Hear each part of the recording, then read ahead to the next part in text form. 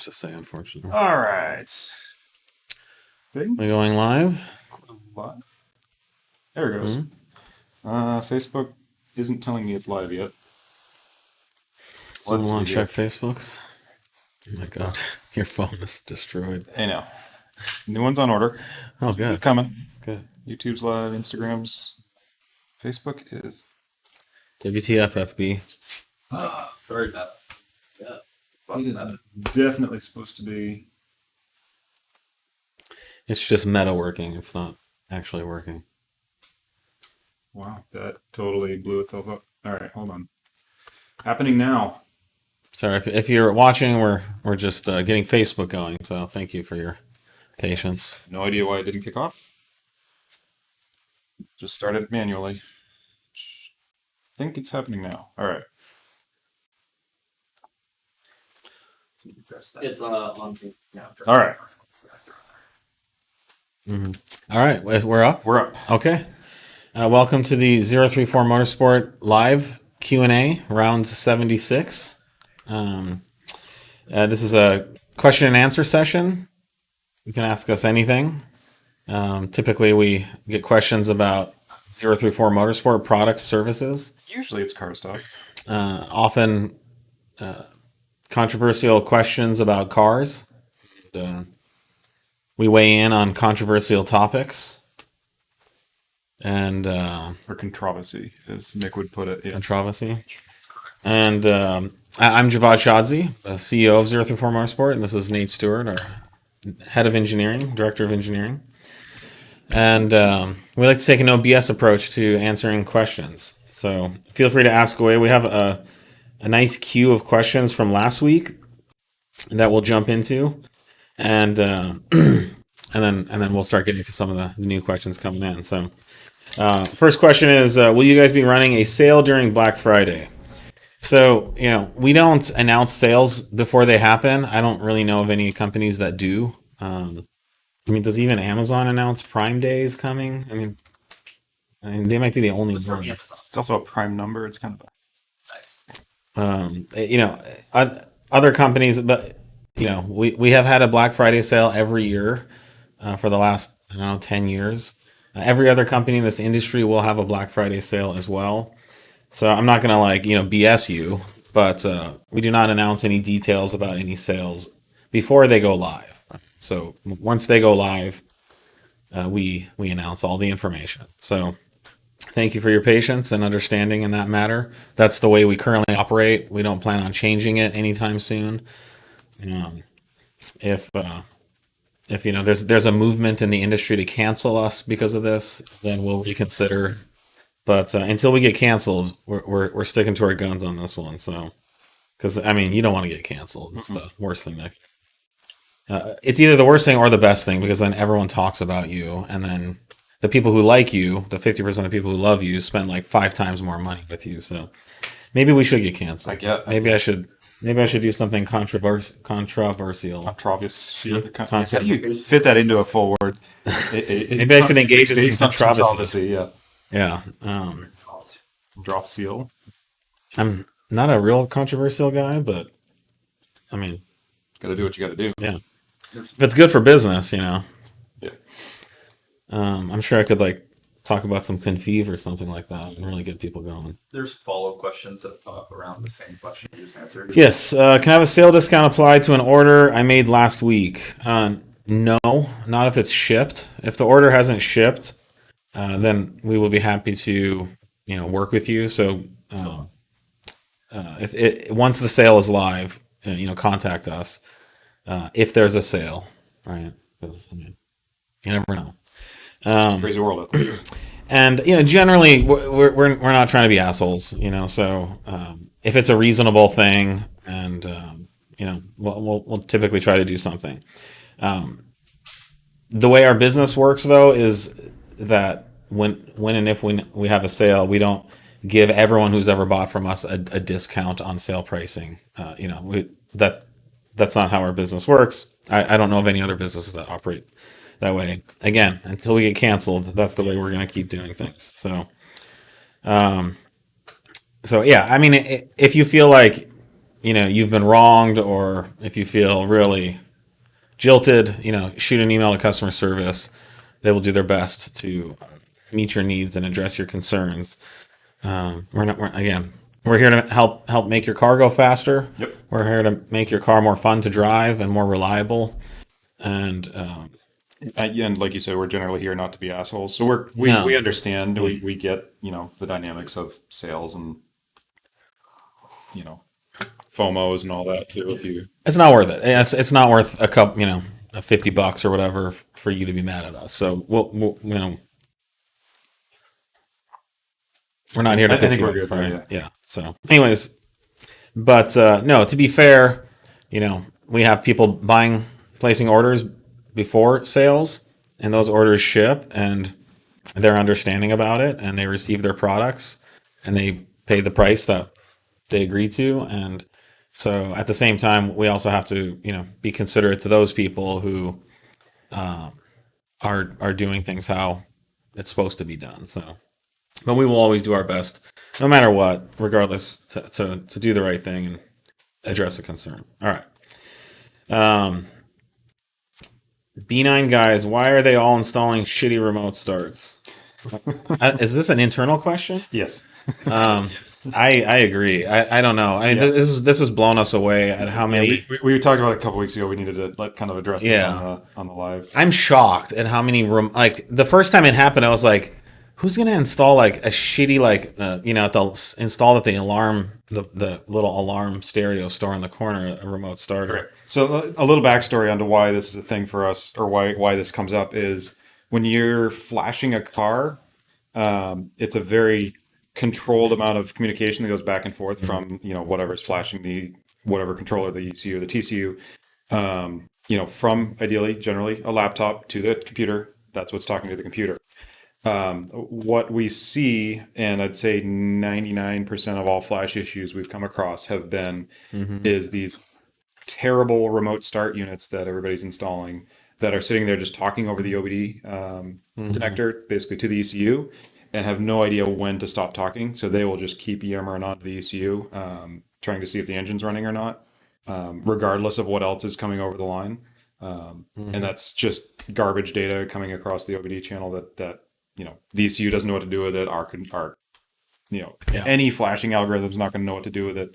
And it's just, they're just terribly implemented remote starts. So I'm sorry if you spent a lot of money and we tell you your remote start's causing all the problems and it's a pile of garbage, but that's what's going on is, we're fielding support issues that are caused by all these remote starts. I guess I'd like to know, maybe people can comment why what's the purpose of these remote starters? Why are they getting them? It seems to be endemic to B9 only. I know, it's a B9 thing. We never had this problem with B8s. The thing that I've seen is folks want their heater to come on quickly. However, it's an electric assisted heater. Yeah, these are electric assisted. No, that's why I want to know the answer. That's why we're trying to figure out why are you. What are people's reasons? I mean, I think it might just be so that they can be as cool as their buddy with the Hemi who has it, or something. I don't know.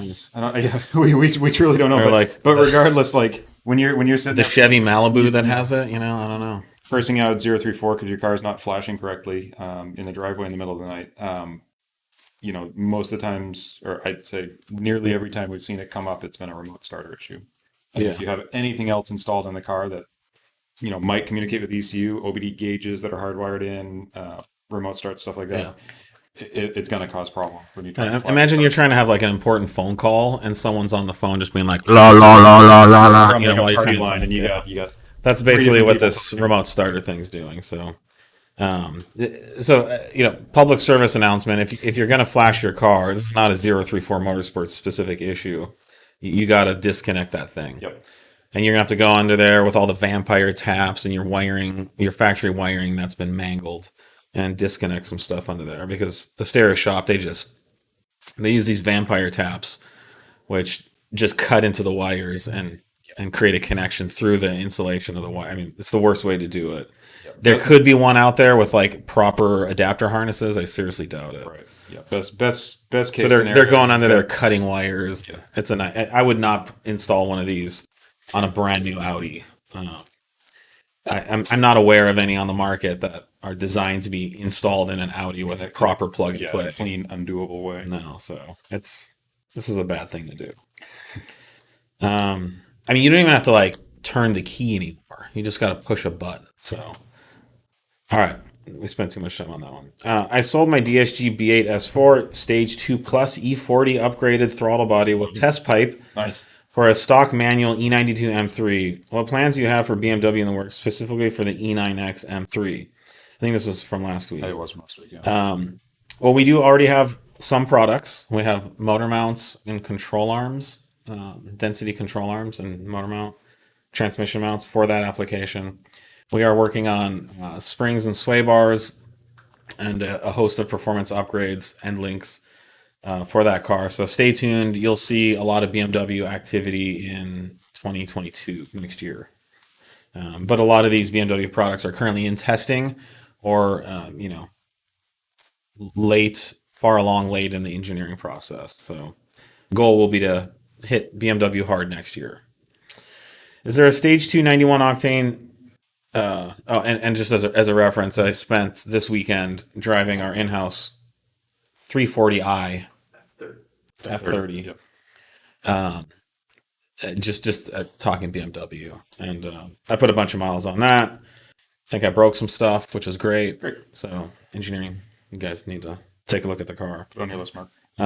Write that down, Mark. But yeah, no, it's they're great cars. They're interesting cars. I just finally learned how to unlock the doors in the car after like several months, which was nice. It's a whole different. The MMI is like a flaming pile of shit. Yeah, I still don't know how to change the time. I'm a pretty smart guy, and I've spent hours driving, just scrolling through every permutation of every menu. I cannot find how to reset the time. It's probably on the dash. I looked. I mean, there's a thing you push there, and it resets the mileage. It's like he knows. How do you do it, Justin? What's the secret? I mean, honestly, to me, it's not that hard. But Yeah. It just says like date and time.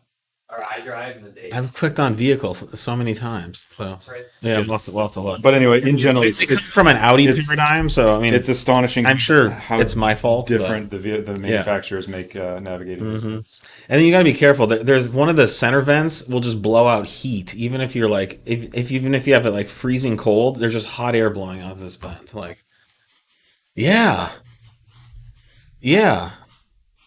That should be disabled. That should be disabled. That's terrible. That's like the old 4000s. Well, no, but I went the other way, and I liked that. Yeah, the cold air Because driver refreshment. You'd be up in Tahoe, and you're trying to keep all like, the HVAC in those cars was so horrible. But you have all the vents blowing heat at all the windows, so it's like 1,000,000 degrees inside the car.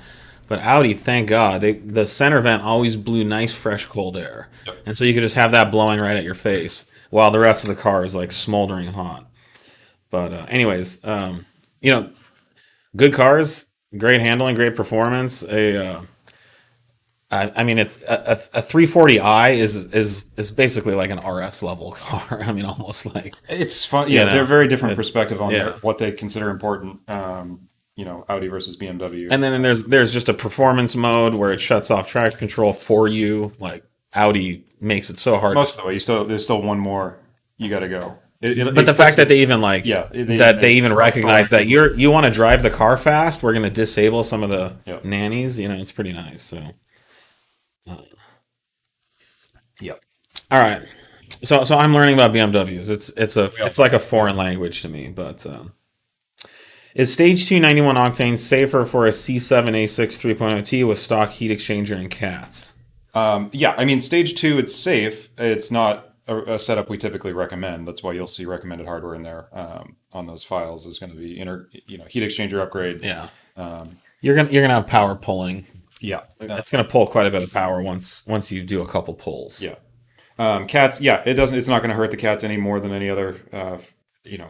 File. It's the catalysts are what they are in these cars. So we don't do anything that's going to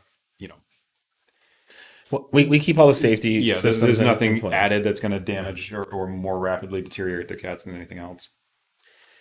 B8.5 S4 is your TCU tune hard on the trans. IE has 2 TCU files and claims one is harder on the trans than the other. I have no idea what That's such a thing. No, we've never had I can't think of any issue. So they created a TCU file that's hard on the transmission. I'd like to know I don't know why they did that. Yeah, I don't even know what does that even mean? what that even means. No, ours shifts properly. It doesn't. We didn't teach it how to grind gears.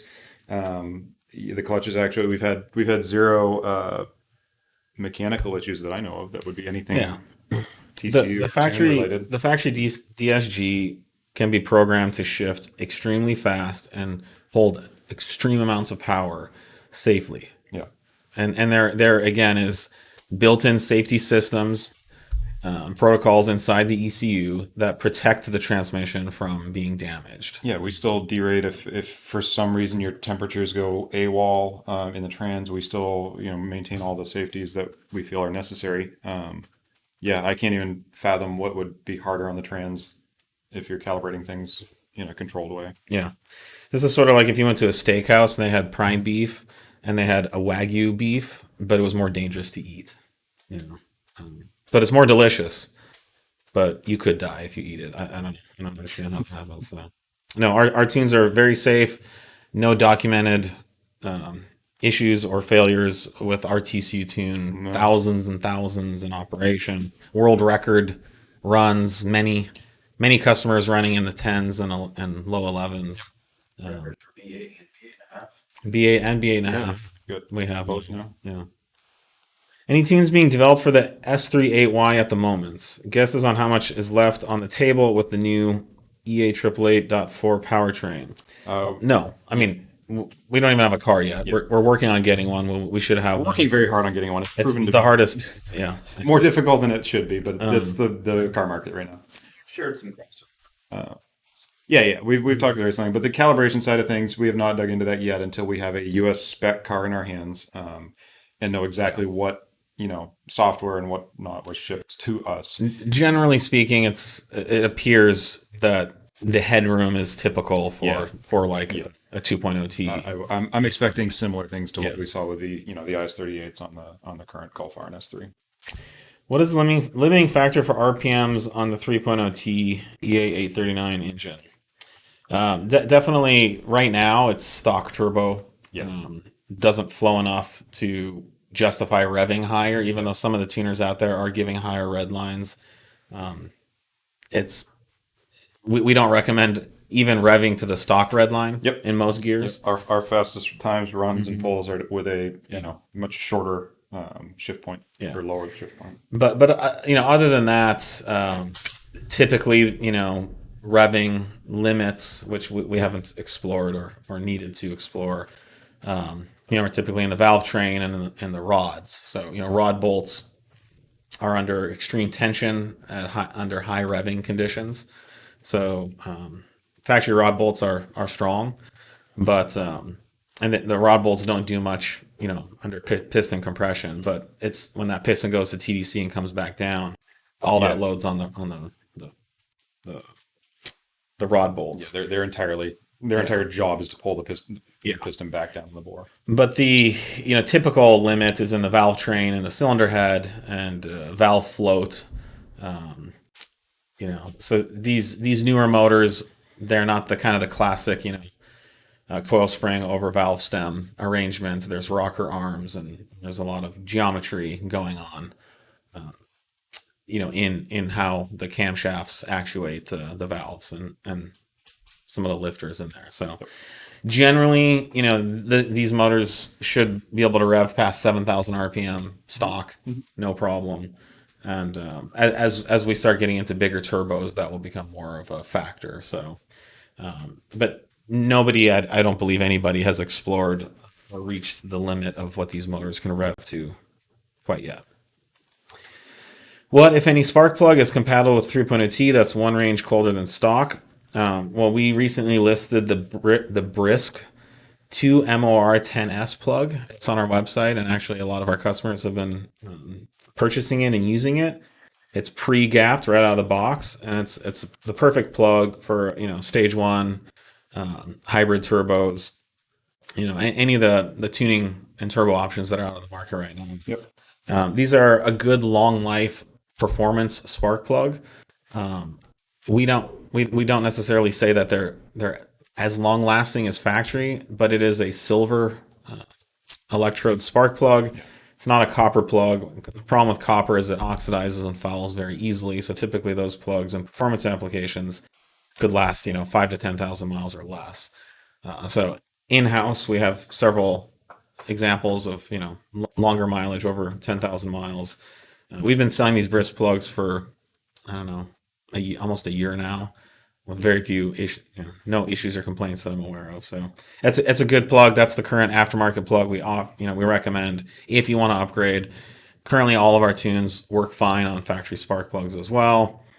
And honestly, we're not here to say that a spark plug change is going to gain you a bunch of horsepower or anything like that. But under certain conditions, it could optimize detonation or resistance to detonation, and could prevent misfires in certain conditions. But generally, the cooler plug will make you more resistant to detonation.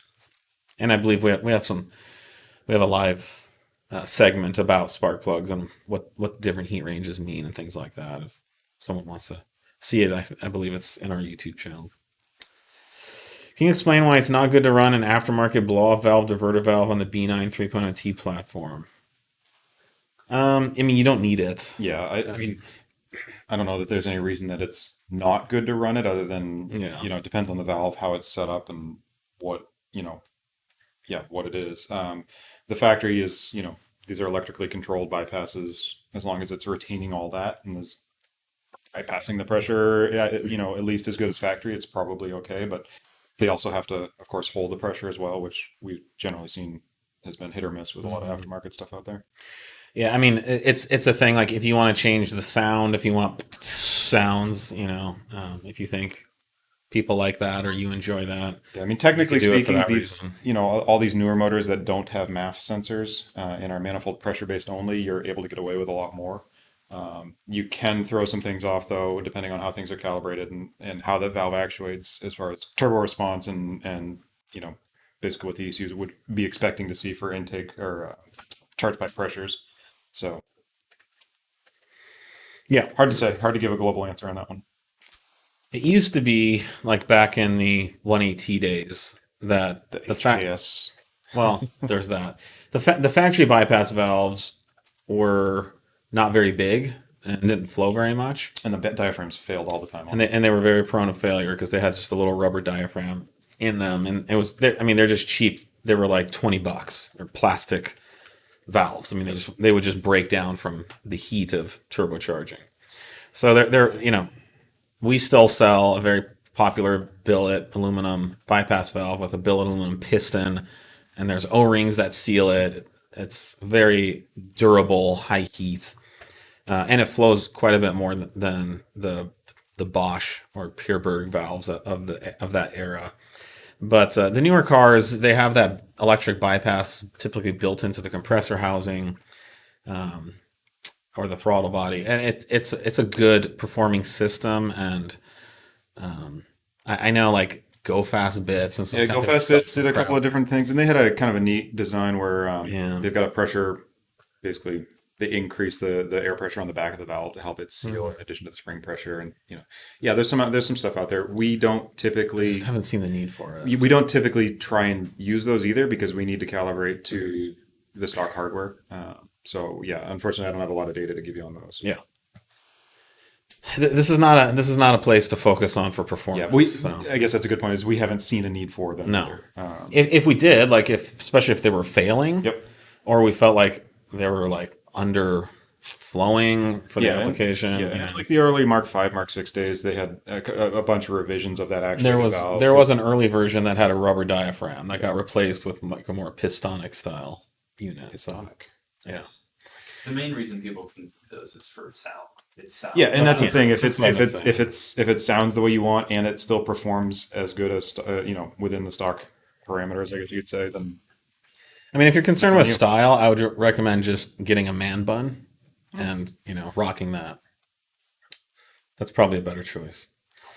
In regards to exhaust valves, not the exhaust valve in the cylinder head, but the valve in the exhaust system. the exhaust valve flap on the B9 S4. Have you done any performance testing for power gains losses when leaving them open or unplugged? There was some mention I read before that supposedly when they're open, you don't make as much power, some BS like that. I honestly, I'd have to look back at that. Some of these platforms do limit derate power on valve failure. I can't remember off the top of my head if these do. I don't believe they do because yours are We unplugged. tested it on 100% error. Yeah. Yeah. Okay. So then there you go. Yeah. There's no change with it So with as far as if you've got like a we- valve error or some aftermarket Yeah. involved, exhaust installed. So all of our fast runs have been done with the valve unplugged and open, and we've had no issues. So that's our testing. There you But I don't know if you have something specific you want to share with us. Yeah, that, and on some platforms you will see quite a bit of difference. The DAZA stuff is a pretty significant difference from valves open to valve closed, flow wise, and those ECUs will derate power severely if it's unplugged and not coded in a way that it doesn't care about that. So yeah, it depends on the platform. The 3 liter sounds like we're good to go either way. How are you guys getting on with 034 filters for insuction kits? Filters, I've said, have been a pain point for us when it comes to supply. We actually use an American company for filters. And, I love America. America's great, but America isn't the best at making stuff. And so this particular supplier has been terrible this year, supplying enough filters that we need. In fact, we haven't had our intakes. Like we get them in stock, but they just ship to back orders to people who've already placed orders. It's very rare we have like an intake in stock on the shelf for like the past year because of this particular supplier. So we've actually onboarded a new supplier. That product started showing up as of last week. At this point, we should have enough filters to never run out of stock, and I've told purchasing to buy all the filters in the world that they can. So we have lots more filters coming. These are our filters, manufactured, engineered by us and manufactured to our specifications. These aren't like cheap eBay China filters that some of the other 3-letter companies include in their intakes. Flow test. We flow test everything. Everything's QC'd, and we also, make sure that there's enough filter media to actually filter dust and particles out of the air going into your engine, because that's, people kind of forget sometimes, that's also important too. It's a lot. Last thing you want is like a bunch of of dirt in your ringlands inside your pistons. sticks and squirrels and everything Yeah. else have been sucked up. So if you have a specific question about inventory, you can go to our website. You can add any product to the cart of your shopping cart on your webpage. And then once you go to cart, if it's out of stock, you'll get a note saying so. But if there's no note, that means it's in stock and it will ship typically within a day or two. When is your B9 3.0T hybrid file coming? My EPL hybrid tune keeps giving drivetrain errors, and they require me to datalog and custom tune with them. Well, that's unfortunate. We typically test our products before releasing them, and we very rarely would use a customer to do a customer's car to actually develop or engineer a file. So when we release our file, it will be extensively tested, and there will be no drivetrain errors. Certainly, if there were, then we would fix it and then update you. But we are currently actively working on that program. Yep. We don't have a release date, but our goal is to get it to market very quickly because of the opportunities you mentioned. There are some opportunities for much better products than are currently out there. So stay tuned. Hopefully not too long. Don't want to throw out any dates, but it is very important at the top of our tuning and calibration priority. Yeah, and we as you've seen, don't rush product. So we want to make sure everything's tested as much as possible.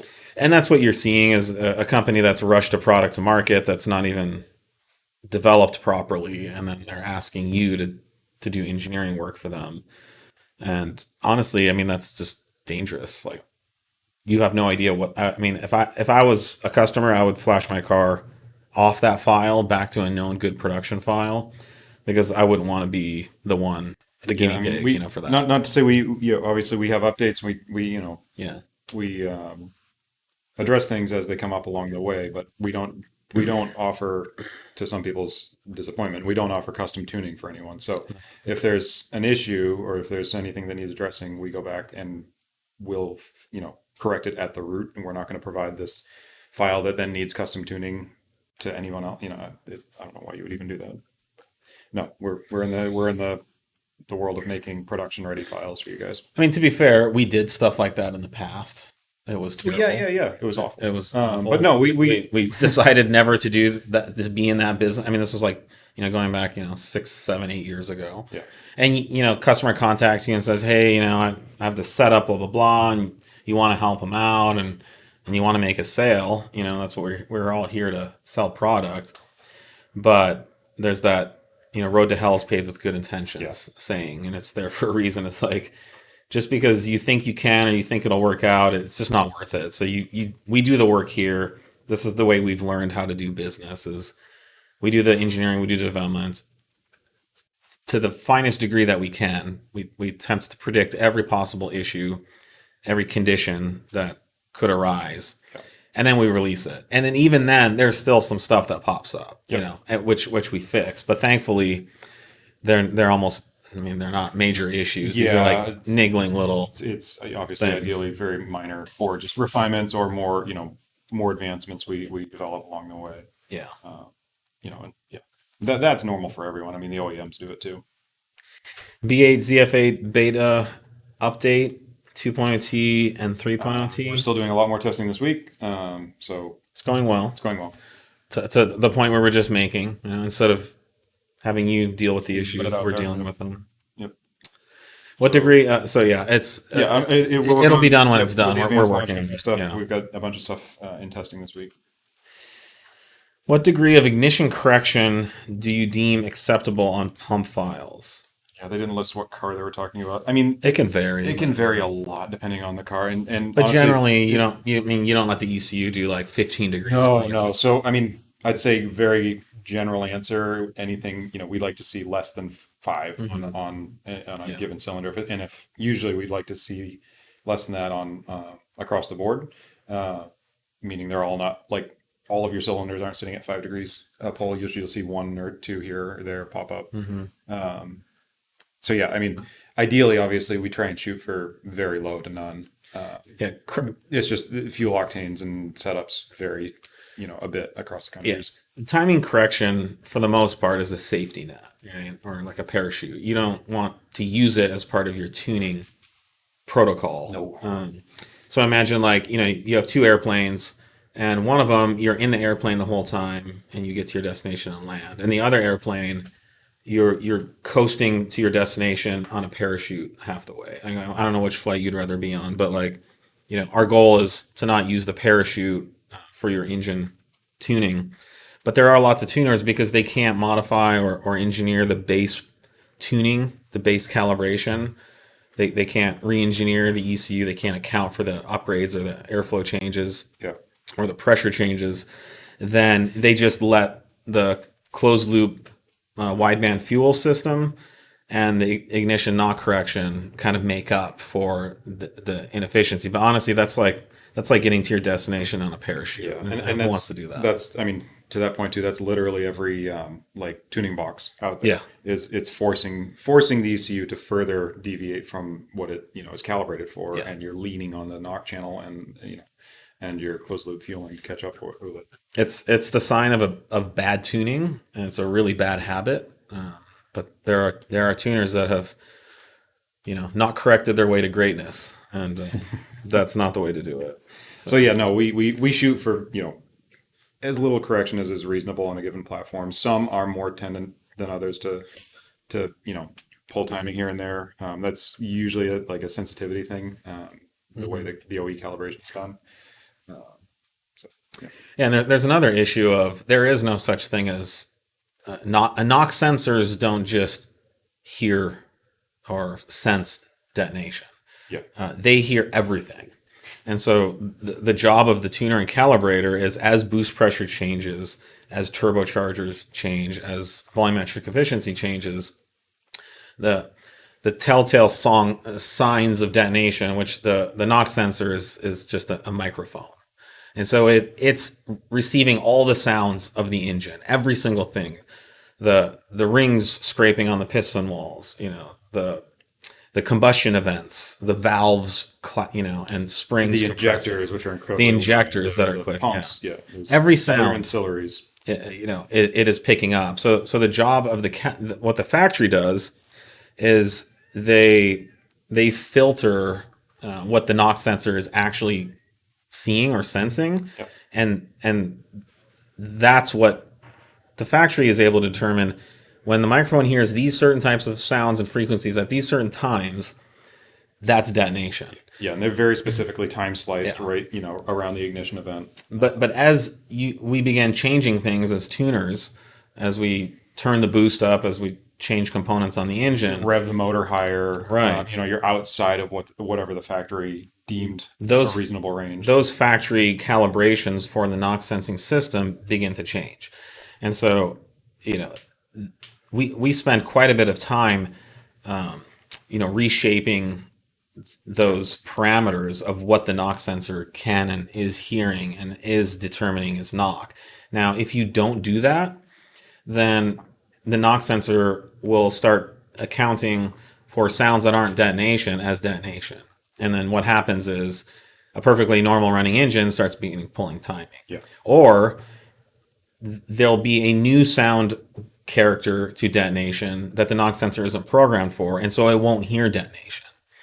I remember at SEMA years ago, one of the standalone engine management companies had a knock sensing module, which this was 12 to 13 years ago. Knock sensing for standalones was a big deal. All the factory ECs had it, but in the aftermarket, none of the standalones had it. So they released this module, and you could walk up to the knock sensor with a little metal bar, and you could tap on the knock sensor and you could see the lights light up. And it's just okay, so right now this unit is saying retard timing, but I'm just hitting it with a piece of metal. That's not detonation.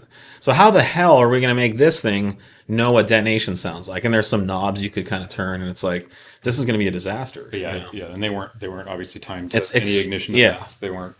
And that's the key part is the ECU needs to listen for detonation at a range of crankshaft position where detonation could actually occur. Outside, for that cylinder outside of that range, it doesn't care what any of the sounds are. But there is a range of degrees of timing, crankshaft rotation, that the ECU knows this is the time when detonation can happen. And so, you start filtering it down like that. It's very complex. All that to say, there's no magical thing called a knock sensor that just spiritually senses knocks. That's not a thing. So it's a very precisely massaged and manipulated signal that the knock sensor, the ECU interprets from the knock sensor. Right. And there are some other controls some OEMs use. There's the pre-ignition detection with ionization from actual spark plug feedback, which is pretty cool. That's a really cool tech. But yeah, to Joe's point, knock sensors are still 99% of what is getting leaned on. And I mean, if you're not calibrating that correctly, you can take a 91 octane file that's showing 5, 6, 7, 8 degrees of knock, put 100 octane fuel, 104 octane fuel, and you get 5, 6, 7, 8 degrees of knock still, and you go, what's going on here? That's basically noise now that you haven't you haven't calibrated properly for. So what happens a lot of the time is people will just push up into the knock sensor corrections and just force ECU to pull a bunch of timing because they haven't moved those or recalibrated the actual knock sensing tables. What kind of coffee are y'all enjoying today? What kind of coffee do we drink? Motorized coffee. Motorized coffee is what we have at the shop. Motorized coffee from motorizedcoffee.com. If you buy subscription to Motorized Coffee, you get discounts of 034 mugs. Hey, Oh yeah, so we have a partnership with Motorized Coffee where you can get discounted coffee mugs from them if you get coffee from them. It's actually really good coffee. We like it. It's good. Yeah. It doesn't appear to have any motor oil or gasoline in the coffee, thankfully. So I'm not sure what's motorized safe about for it. consumption, transported in motor vehicles. I keep like the bag doesn't like take me anywhere. It does. It's the power you up. There's no attractive Get your motor running. ability in this coffee, but it does taste good. And it has caffeine. Yes. Mm, Yeah. I like that. We're good at that. There you go. Supercharged. Update for B8 E85. Which one? A4? No. I think that's 3.0T. 2.2. I mean, we don't have anything pressing yet to update on that. As we talked a couple weeks ago, we are waiting on hardware to get shipped to us. We are going to be doing that calibration in-house when it does arrive. But It's for the MPI. yeah. We also, kind of stress the, some skepticism on what's out there currently for the reported gains and improvements, just because the testing, I've run fully 85 on our cars here. Yeah. We've done it. It's not a paradigm shift in performance from the E40 files that are out there. Yes, you'll probably get a little bit of power, but yeah, I think the main benefit is just not having to mix E40. totally. No, I get why people That's run it. There's not a lot of improvements on that. I keep seeing some claims that are coming around out there with very unscientific data around them. I don't know why no one has just gone to a track or whatever dyno testing they're doing. Run E40, run E85. Like at the same day, just compare the two. If you really want to show what the difference is, that's what you need to do, and that's, to my knowledge, never been done. Yeah. B9 3.0T Stage 2 TCU coming this year. Yes, very soon. Oh yeah, very, very soon. Imminently. Yep. So do we have a release date on that? It's Very imminent. very, very imminent. The next week or so? Yep. Yeah. Potentially sooner than next week. In the next week or so, or sooner, we will release that. And it's very exciting. This is basically the same file that we ran our world record runs on. Exactly Exactly the same file. Yep. Yeah, sorry. And just as we spoke about to a little earlier, you will notice the shift points on this file when you're doing maximum performance run, maximum acceleration runs are actually going to be lower than your stock shift points, and that is designed for a reason, and it is going to be different depending on what gear you're in. So yeah, it's not short shifting. That's where it's supposed to be shifting. That's right. And that's the fastest way to accelerate to whatever speed you want to get to. Yep. Yeah, typically 55 miles an hour. Quick. ETA updates for B8.5 2.0T ECU, Stage 285 especially, and ZF8 TCU tunes. I mean, So B8.5 we haven't gotten into yet. So we just released B8 Stage 2. And what's up with TCU on that? that'll be coming along with quite soon as well. So we will be releasing a couple in the field right now. and that's just B8 ZF8. Yep. The B8.5 is different. As far as the TCU, not really. No, the TCU will That could apply. We'll have those calibrations up as well. There's a lot of TCUs out there. We've been in the data collection and calibration collection phase in the last couple months, and Nick keeps going across new and more versions that we got to cover. So I guess the challenge for us is, B8 A4, these tunes all take a lot of work, and we have to put our time and effort towards tunes that people want, and then that tunes that sell. And so the B8 A4 has been selling, but it's been a little underwhelming. It's a great file. It's obviously It's a the best fantastic the best B8 A4 file in the market by far, and we just recently ran a world record with it too. Yep. Which one was that? Basically 12. Yeah. So stock turbo. Stock turbo stage 2. Yes. E85. E85. 12.6. That's fast for an A4. But basically a stock A4. Yeah. So, do we spend the several months doing the B8.5 file, or do we focus on 4.0T or, other really juicy applications that are also out there? Yep.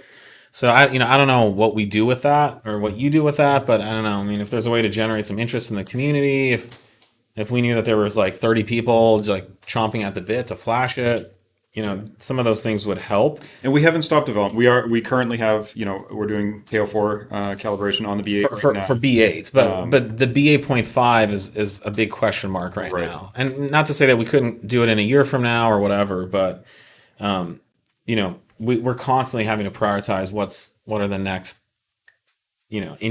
software engineering task. And again, B8 is clearly B8 A4 is in a tough position, same position as B9 A4. You've got the B8 S4, so who really wants to mess with an A4 when there's 60,000 S4s floating around? So it's not like the B7 days or the B6 days or the B5 days, where the A4s were very, very heavily modded and popular. Yeah. Are you all going to make it possible to flash vehicles on a smartphone like BMW tuners have been doing? Definitely on our It's on our radar list. It's not, to Javad's latest point. We've got a lot of stuff we're juggling on the flashing side as well as the calibration side. We want to keep everything as up to date and current as possible with the PC flashing first. Once we get some time to breathe, then we may jump into the portable stuff. It's just a matter of prioritizing. Yeah, I don't how much time do we spend on that versus. Yeah, there's no technical reasons we can't. I don't have a roadmap to give you right now. It would involve a different cable, or so. The cables we have now actually have some provisions to add some wireless tech to them, but that's not been implemented simply because it would just add cost right now for no reason. Yeah, I think more popular would be to have TikTok playing on the MMI screen on the dash. I mean, that's the ultimate tech right there. So, our engine mods, updated rods, pistons, or lower compression for B8 3.0T related to improving reliability. If I go full stage 2++ with all your mods, He wants to know if he can build his motor to make it more reliable on stage 2+. I mean, there aren't big reliability problems related to being on stage 2+. There are maintenance issues like intercoolers and cats, which aren't going to be addressed by, you could put like F1 rods and pistons in your motor, and if the cat melts, you're going to take the whole thing out. Yep. And then, same thing, injectors, if those are failing or aged Right. out, deteriorating. I would say, as opposed to blowing your wad on, honestly, you don't even need pistons. We're on the fence about whether to even look into those. We are doing rods. These motors could use rods. And there's really no downside. The problem with aftermarket pistons, they just don't ever run like factory pistons do. They also, to our point earlier, they have a completely different acoustic signature than factory OEM pistons. So the factory OEM pistons are quite good. We had one customer who cracked a piston in half. We're not sure. I think that's the only time we've ever seen that. Yep. Just literally light load cruising down the highway and yeah, right in the middle of the shit piston. happens. We've seen lots of cars over the years have random isolated failures. Yeah, 2 B9s that have done it on factory files now. Factory files, right. And I think one was modded, and another one that was modded, and it's just a I haven't heard of a stock DAZA motor, blowing itself up idling. Yep. That had like a couple 100 miles on it. So, anyways, I would say the best thing to do is put your full effort towards addressing the known reliability issues with these motors. Make sure your high pressure fuel pump isn't leaking. Make sure your intercooler cores are new and replaced and not aged out. Whatever cat thing you're doing, make sure that's not in jeopardy of melting. I don't know, what other kind of stuff. Just keep your motor in good maintenance. Yeah, there's all the regular maintenance stuff that these things come through. The thermostats all, the first batch of thermostats have all failed. Basically, if those weren't replaced already, you need to replace that. So, without our favorite 2-letter competitor copying everything we do, if we say too much about it right now, we are working on a range of internal upgrades for the B8.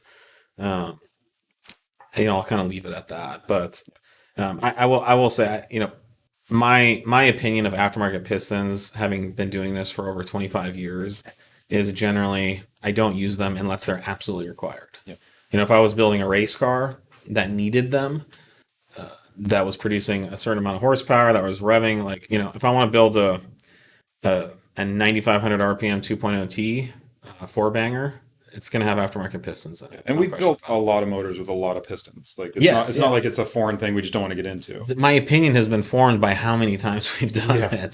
it. The ridiculous number of times. But when it comes to pistons, at this point, I'm like, don't do it unless you need it. And then even when you do it, you're going to open yourself up to a range of possible failures, and increased maintenance and reduced lifespan. Because when you have a piston that's designed to rev and get really hot under high load, your piston ring tolerances are looser. So that means you have a motor now that consumes oil. We used to build a lot of motors in our service department. We basically don't anymore because we would build a motor, like a 800 horsepower VR6 for a customer with forged pistons. And of course it has oil consumption issues because, the forged alloy of the JE piston we're using has a higher expansion rate than the factory piston alloy, and it's designed for much higher loads. So it will hold up under much higher heat, under much higher stress, but it means that the rings are loose until the motor gets up to temp, and so that means you're going to burn a quart of oil a week, and it sucks. Yeah, but it's that's tough. kind of how it goes. It's a metallurgical trade-off. I mean, Yeah. the OEM stuff obviously doesn't do that because it's designed to work on a much lower, output per cylinder and temperature range and loads per cylinder. Yeah. So they can get away with the tighter, cold tolerances. Yep. Someone's saying, why the animosity with IE? There's not necessarily animosity. It's just pragmatic. I don't know if you haven't been online and you haven't seen the passive aggressive swipes they constantly take at us and the attacks. I wouldn't recommend you go out and look for it, but it's not a good competitive dynamic. There's, I'd say, mutual respect there, but from our perspective, there hasn't been the kind of professional competitive dynamic that we'd like we have with Unitronic, for example, or even with kind of like with APR these days. Yeah.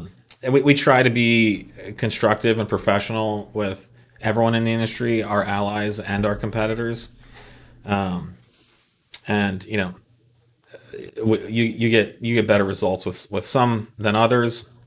But yeah, at the end of the day, we have to be realistic, and it's not for not having tried. We've reached out to them so many times, and I know the owners and founders. I've known them for, I think the first time I talked to them was 2005 or 2006, and I started 034, 3-4 years before they did, and so anyways, it's they're competitors, and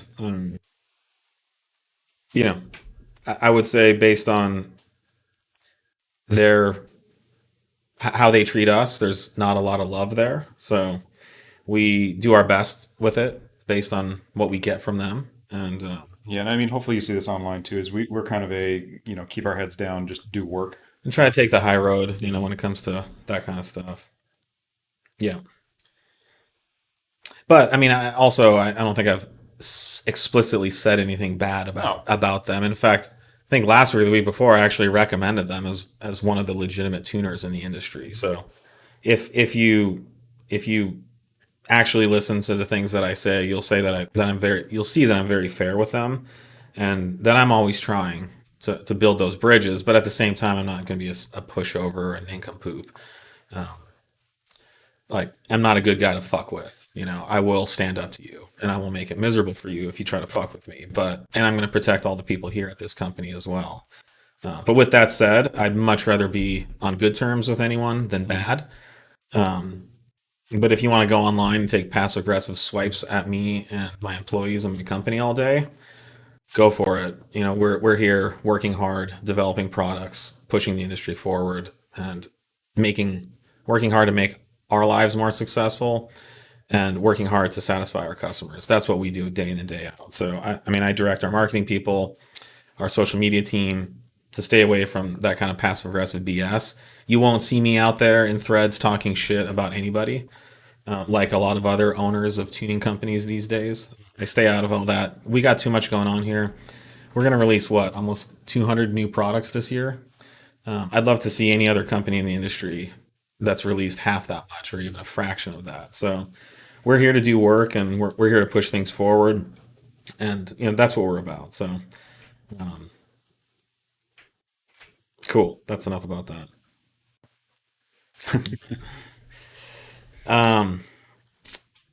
Yeah, but if you want to be in good terms with us, our arms are always open. Come get some. Yep. What's the most horsepower and torque you think the RS5 B9, B9.5 will have in final stages of development? Doesn't have to be an exact number. God, I mean, that's a really tough one. On the stock motor, I mean, I think it could get, into the 600 to 700 crank range safely with as long as it's going to, there's keeping obviously torque got to be in check. supporting mods around it for fueling and turbo offerings. But torque will have to be limited to around 600 crank foot-pounds, or whatever. But we'll continue to push the horsepower. I'm sure we'll blow up a motor at some point. I hope we do. Finding what the limit is, because once we find that limit, then we can work safely, within it to offer, some of the best products. Yep. But and I mean, as you know, and just to reiterate, these are like on track, street course tested, drag tested. Like we try and beat the crap out of these things. Yeah. There's currently someone reporting a little over 750 wheel horsepower on their S5 with a full frame turbo. I believe it. Exactly. There's nothing we've seen to this date that would mean that you couldn't be up in the 600-700s. Take DASA numbers and add a cylinder. I mean, there's no reason it shouldn't be, in that range. Yeah. But so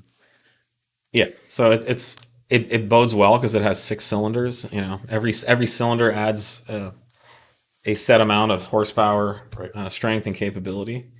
So it's exciting times for this platform. I mean, these are kind of like, big horsepower numbers on E85. We could see, stock motor cars, 700-800 horsepower. Yep. Fast, responsive, reliable cars. Used to be, a 600 horsepower AAN. Good luck. Oh my God. It's just constantly broken down and having issues. So or even a 27T. Or, 27T. And it's 217 once you got past, KO4s. So now it's an exciting time for these cars.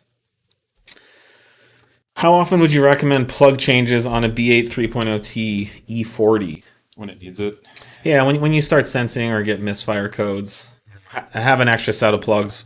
They're pretty sensitive to spark plugs, so it's going to be one of the quicker platforms out there to change on. The brisks do hold up pretty well. It's kind of one of those things when it needs it. And honestly, the B8's been one of the fussier ones. Some guys have really good luck with X plug, where that plug is a disaster for others. So okay, we got 2 minutes. Yep. Have there been any updates on C7 4.0T motor mounts? Yes, we've been reporting on this every week. They're in production. As somebody was commenting on Instagram, it's like, you better hurry up or somebody else is going to do them. It's like, good luck. Yeah, that's they're going to be. They haven't done the same amount of testing. And good luck. I think someone posted a picture of something that they were coming up with, but it looked like a pretty raunchy, like racing motorsport. Yes, there was like a billet one I saw come up a little while ago. And we do now have those onboarded. Our motorsport version is in the engineering process. No ETAs, but well, 034 release stage 3 for RS3. Yes, we are working on TTE 700 option. And that is with a built motor. So no ETA, but that's coming. And that's on our in-house RS3. How is C8 RS6 development coming? Any hope for an E85 tune? We are not doing tuning currently. Something we hope to tackle next year. We have some initial products coming, like high flow cats, a high flow air filter, which flows like 30% more than stock. Frankly, the stock intake on the RS6 is ridiculous. It flows. I mean, it's 1,000 horsepower intake with our filter. And I think we're going to do turbo inlets. We're working on those as well. But real quick, with someone who knows nothing about tuning cars, how does one get into this profession? I think it's fascinating. We'd love to learn how to do this. every tuner that I know has gone through IT. So Yeah, if Go- you're actually like tuning and calibrating these Yeah. days, a lot of it is so obviously computer and esoteric computer dependent. You kind of got to have Yeah. a really good headspace around just how computers and systems work together. I would say, we have we're out of time, but I'm worried Facebook might cut us off. yeah, It's- real quick, you have to be willing to struggle with computer problems for hours and hours and days, weeks. Yeah. If you don't have the patience, I don't have the patience for that. The second something doesn't install correctly or work, I just throw my laptop across the room. But you have to be willing to just pound your head against software and computer problems for days and days and days. If you're good at that, you could be a calibrator. Yeah, and we're talking things that are like embedded processor stuff that, I mean, it depends what aspect you're coming at it from, but still there are things you need to consider in embedded processors while you're doing calibration work as well. So it's not just in like firmware rewriting. Cool. All right, we're out of time. Thank you, everybody, and we'll see you again next week. Cheers.